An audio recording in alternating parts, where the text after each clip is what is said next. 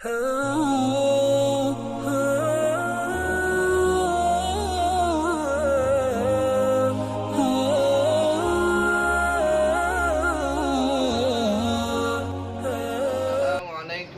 warahmatullahi wabarakatuh. Alhamdulillahi rabbil alamin. Wassalatu wassalamu ala asrafil anbiya'i wal mursalin Sayyidina wa nabiyyina wa habibina wa syafi'ina wa qurrati a'yunina wa maulana Muhammadin wa ala alihi wa sahbihi ajma'in, amma ba'du. Faqad qala Allah ta'ala fil Qur'anil Karim, a'udzu billahi minasy syaithanir rajim. Bismillahirrahmanirrahim. Syahrul Ramadan allazi unzila fihil Qur'an hudan lin-nasi wa bayyinatin minal huda wal furqan. Al-ayah. Wa qala an-nabiy sallallahu alaihi wasallam, iqra'ul Qur'ana fa innahu ya'ti yaumal qiyamati syafi'an li ashabi. Sadaqallah wa sadaqa Rasulullah sallallahu alaihi wasallam. Ikhwani fillah, sahabat Gamil Akhlak di mana saja Anda berada. Bulan Ramadan adalah bulan diturunkannya Al-Qur'an. Allah Subhanahu wa taala berfirman di dalam surah Al-Baqarah ayat 185. Syahrul Ramadan allazi unzila fihil Qur'an. Bulan Ramadan adalah bulan diturunkannya Al-Qur'an. Hudal linnas, sebagai petunjuk bagi manusia. Jadi Al-Qur'an adalah petunjuk untuk manusia di dalam menjalani kehidupannya di dunia ini. Kalau kita ingin maju dalam bidang politik dan pemerintahan, maka cari petunjuknya di dalam Al-Qur'an.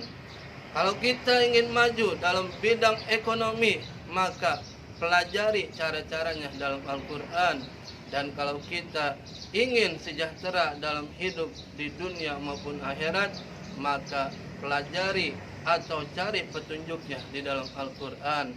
Karena orang yang mengikuti petunjuk-petunjuk Al-Qur'an, pasti Allah jamin hidupnya akan sejahtera, bahagia dunia dan akhirat, sebagaimana Allah Subhanahu wa taala menjamin di dalam surah Al-A'raf ayat 96. A'udzu billahi minasy syaithanir rajim. Bismillahirrahmanirrahim. Walau anna ahlal qura amanu wattaqau lafatahna alaihim barakatim minas sama'i wal ard. Seandainya, jikalau umpamanya semua penduduk negeri beriman dan bertakwa kepada Allah, maka pasti akan kami bukakan pintu-pintu keberkahan, baik dari langit maupun dari bumi. Walakin kadzabu fa akhadnahum bima kanu yaksibun. Akan tetapi kebanyakan manusia itu mendustakan ayat-ayat Allah, maka kami siksa mereka dengan sebab perbuatan mereka. Ikhwani fillah, sahabat Gamil dimanapun Anda berada. Jadi karena Al-Qur'an diturunkan di bulan suci Ramadan, maka salah satu amalan yang sangat disunnahkan untuk kita kerjakan yaitu memperbanyak membaca Al-Qur'an, mempelajarinya, memahaminya, dan syukur-syukur bisa kita amalkan dalam kehidupan kita sehari-hari. Rasulullah sallallahu alaihi wasallam apabila datang bulan suci Ramadan, beliau sangat bergembira, sangat senang, karena setiap hari beliau didatangi oleh malaikat Jibril alaihi salam untuk mentadaruskan Al-Qur'an.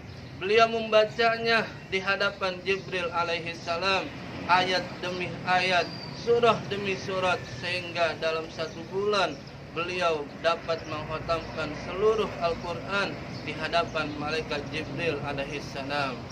Begitu juga dengan sahabat Nabi yang bernama Ibnu Mas'ud radhiyallahu anhu.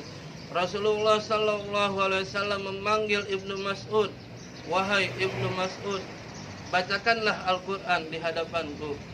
Lalu Ibnu Mas'ud menjawab, "Ya Rasulullah, bagaimana saya akan membacakan Al-Qur'an di hadapanmu, padahal Al-Qur'an itu diturunkan kepadamu ya Rasul." Namun Rasulullah dengan lembut menjawab, "Ya Ibnu Mas'ud, bacalah. Aku ingin mendengar bacaan Al-Quran dari lisan orang lain." Lalu Ibnu Mas'ud pun membacakan ayat suci Al-Quran di hadapan Rasulullah sallallahu alaihi wasallam, mentadaruskannya selama bulan suci Ramadan. Oleh karena itu, di bulan yang amat mulia ini, di mana setiap amal ibadah Allah lipat gandakan pahalanya. Amal ibadah yang sunnah Allah beri pahala seperti pahala amal ibadah yang wajib, dan amal ibadah yang wajib Allah beri pahala 70 kali lipat balasannya. Para sahabat dan tabi'in serta para ulama yang terdahulu, mereka memiliki kebiasaan atau tradisi yang berbeda-beda di dalam menghatamkan Al-Quran. Ada yang menghatamkan Al-Quran setiap 10 hari sekali mereka hatam satu kali. Ada yang setiap 8 hari sekali mereka hatam satu kali Al-Quran. Ada yang seminggu sekali, 7 hari mereka hatam Al-Quran. Dan ada yang 3 hari sekali khatam Al-Quran. Bahkan ada yang sehari semalam hafal bisa khatam Al-Quran. Ada juga yang sehari, siangnya sekali, malamnya sekali mereka bisa khatam Al-Quran. Dan bahkan yang lebih dahsyat lagi, para sahabat banyak yang bisa menghatamkan Al-Quran di dalam 2 rakaat sholat sunnah mereka. 1 rakaat 1 kali khatam, 2 rakaat 2 kali khatam. Seperti itulah yang dilakukan oleh imam besar kita, yaitu Imam Syafi'i rahimahumullah. Apabila di dalam bulan Ramadan beliau bisa menghatamkan Al-Quran sampai 60 kali khatam, dan itu pun beliau lakukan di dalam sholat. Lalu bagaimanakah dengan kita? Para sahabat, para tabi'in, dan para ulama-ulama terdahulu, mereka tidak ada yang menghatamkan Al-Quran selama setahun sekali, apalagi hanya di bulan Ramadan. Tapi paling lamanya itu mereka bisa menghatamkan Al-Quran selama 10 hari. Bayangin, 10 hari bagi kita mungkin terlalu cepat, tapi bagi mereka, para sahabat Nabi, para tabi'in, para ulama, 10 hari bagi mereka itu merupakan waktu yang sangat lama untuk menghatamkan Al-Quran. Makanya mereka berlomba-lomba di dalam menghatamkan Al-Quran.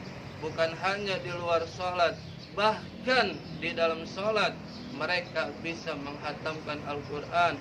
1 rakaat 1 kali khatam, 2 rakaat 2 kali khatam. Bagaimana kalau mereka sholat tarawihnya 20 rakaat, mungkin saja bisa menghatamkan 20 kali khatam Al-Quran. Ya, mudah-mudahan kalau memang kita tidak bisa mengikuti mereka, setidaknya kita bisa mencoba untuk mengikuti jejak suri-suri tauladan mereka, yaitu kita bisa belajar untuk menghatamkan Al-Quran minimal 1 bulan 1 kali. Bagaimana caranya? Syekh Ali Jabir mengajarkan kepada para jamaahnya ketika beliau ditanya oleh seorang jamaah ibu-ibu, "Wahai Syekh Ali Jabir, bagaimanakah caranya supaya kita bisa cepat menghatamkan Al-Quran?" Maka beliau menjawab, "Kita lihat di dalam Al-Quran, dalam 1 juz itu ada 10 lembar atau ada 20 halaman. Nah, maka kita bagi tuh di dalam sehari semalam kita mengerjakan 5 kali sholat wajib. Ketika 1 kali sholat wajib kita baca 4 halaman atau 2 lembar. Ketika subuh 2 lembar, ketika zuhur 2 lembar, asar 2 lembar, maghrib 2 lembar, dan isya 2 lembar, maka genap menjadi 10 lembar.